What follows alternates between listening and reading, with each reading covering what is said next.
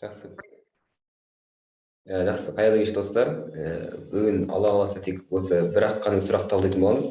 Және де қателеспесем 22-ші сұрақты біздер осы сұрақтардың басында талдап кеткен болатынбыз. Және қазір Алла қаласа өзгертіп бірінші нұсқа 22-ші сұрақ деп енгізетін боламын, 22-ші сұрақты. Ал қазір біз 21-ші сұрақты талдайтын боламыз.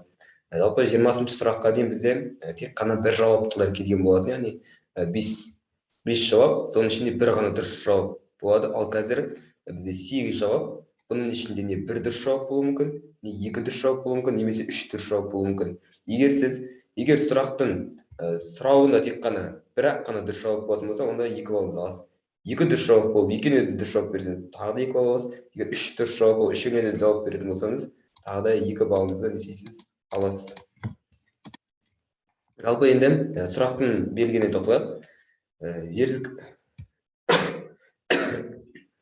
Жер сілкінісіне қатысты ұғымдар, яғни жер сілкіну ол бізде жер бедерінде болатын процестердің бірі, яғни тектоникалық, сейсмикалық аймақтарда орын алатын процесс, яғни осының әсерінен біздерде ұлы таулар, ең биік тауларымыз қалыптасты, жер сілкіну, немесе керісінше ең ірі қазан шұңқырлар болсын, немесе керісінше ойпат емес, қалай айтсақ болады, жер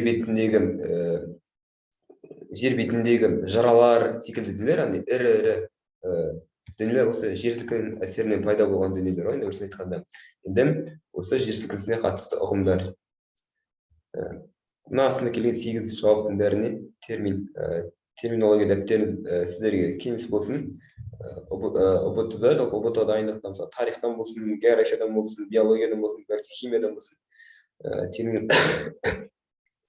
терминология дәптері арналған дұрыс. Онан дәптерді аласыз, 2 бетке яғни бір бетті 2 ортасына бөлесіз. Бірінші бөлігі термин атауы, екінші бөлігінен ол терминнің мағынасын жазасыз. Демек, қазір осы жердегі терминдердің қайсысы жер сілкінісіне қатысты ұғым екенін алып көрейік.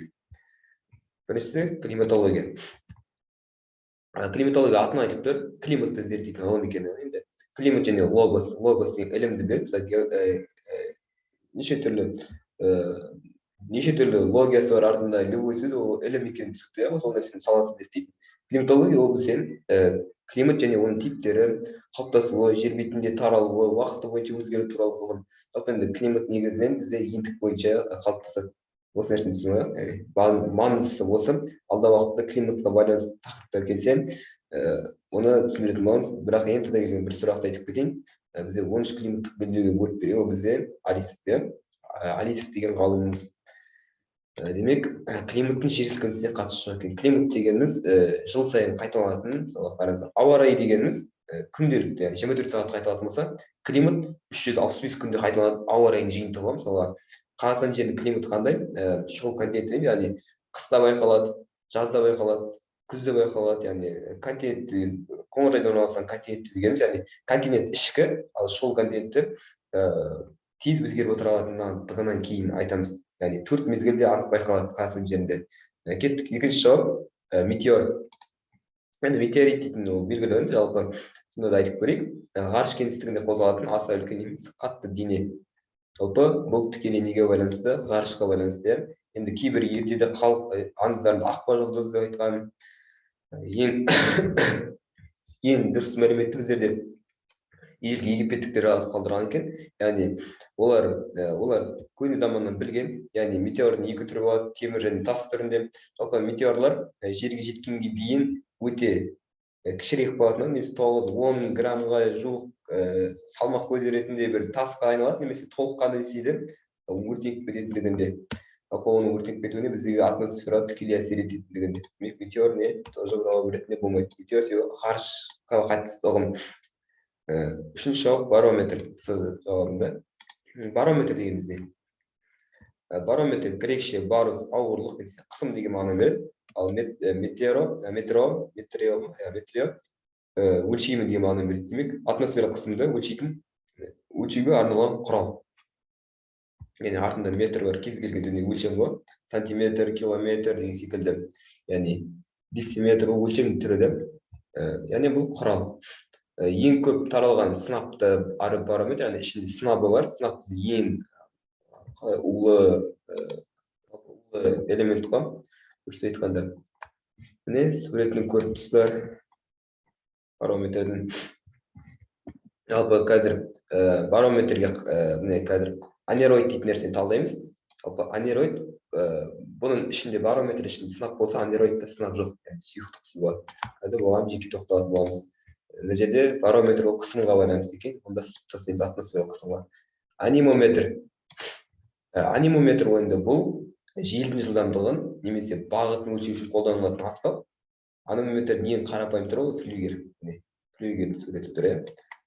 Жалпы желдің несін өлшейді? Жылдамдығын, желдің скоростын. Мысалы қарапайым Қазақстан жерінде күнделікті біздерге телефонға негізі хабарлама келіп тұрады. Бүгін 15-20 км секундына, бүгін 20-25 деген секілді. Осы немен өлшенеді? Анимометрмен өлшенеді. Демек, жауапты тоже тастаймыз. Е жауабы сейсмология. Сейсмология дегеніміз жер сілкінуді зерттейтін геофизикалық ғылымның бір саласы. Мына жерде геофизика дегеніміз не? Гео деген жер екен түсінікті, ал физика деген заңдылықтар, иә. Демек, жердегі заңдылықтар, яғни жер сілкіну ол не? Тоже бір жердегі заңдылықтың бірі. Жалпы мәліметтер туралы жер сілкінудің пайда болу себептері, жағдайлары, жалпы таралуы, қай жерлерде болады деген секілді сейсмикалық аймақтарды көрсетеді. Оның ішіндегі дүниелер, яғни жалпы мәлімет беретін ғылымның атауы не сонда? Сейсмология. Демек, біздер жер сілкінісіне қатысты ұғым ретінде, ені вариант ретінде не істейміз? Аламыз. Дұрыс жауап. Болады. Кеттік, ары талдай берейік. Енді сейсмология жауап ретінде келгеннен кейін сейсмографта жауап ретінде келіп, сейсмографқа сонда да не мәлімет береміз. Сейсмограф ол бізде жер қабығын тербеліп жазатын аспап, яғни мынау ғылым болса, артына граф қосылып, логия дейтін айтып, сейсмолог дейтін сөз ол білімнің, ғылымның бір түрі. Ал сейсмограф ол бізде анағы жер сілкіністерінің тербелуін жазатын аспап, яғни жүректің соғысы сияқты үзік-үзік сызықтар тұрады, соны жасатын дүние. Жалпы енді сейсмографтың кезінде КСРО-да Галицин мен Никофоров сейсмографтар тараған жазып қойған. Қазіргі уақытта электрлік тербелуге айналып, жазуды алса мүмкіндік береді. Қазір соңғы уақытта электронды сейсмографтар пайдаланамыз.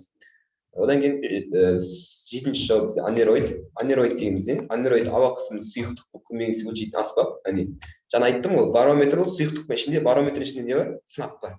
Ал анероидта сынап жоқ. Яғни ол ауа қысымын өлшейтін құрал, бірақ несіз сұйықтықсыз өлшейтін құрал.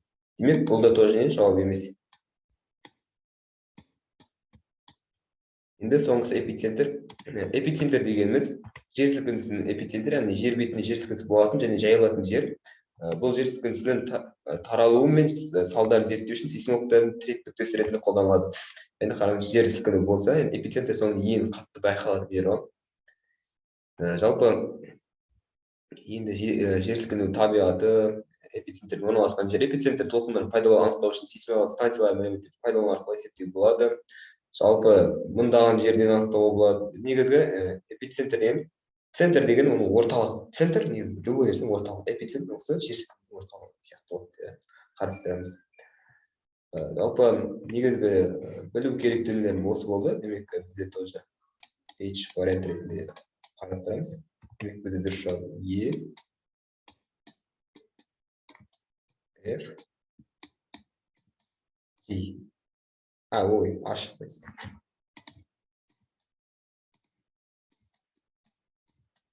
Енді қараңыздар. Егер сіз дәл осылай E, F, H деп белгілесеңіз, 2 баллды аласыз.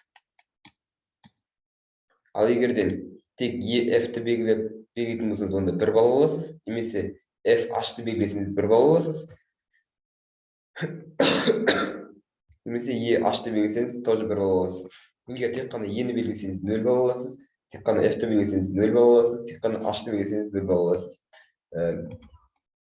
Алда уақытта толықтай түсіндіретін боламын. 8 жауап нұсқаны қалай дұрыс жасауға болады, және оған қатысты лайфхактарды алдағы сабақтарда алла қаласа түсіндіретін боламын. Жақсы, сау болыңыздар.